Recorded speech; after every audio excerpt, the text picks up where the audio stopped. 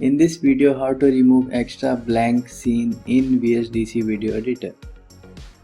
This edit contains an extra blank scene at the end of the video.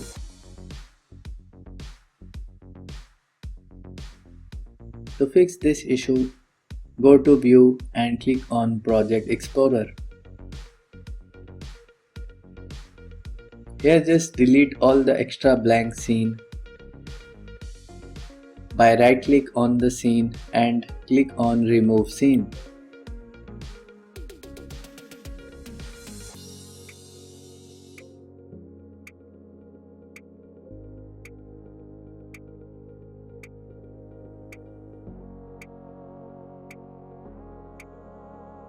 That's it.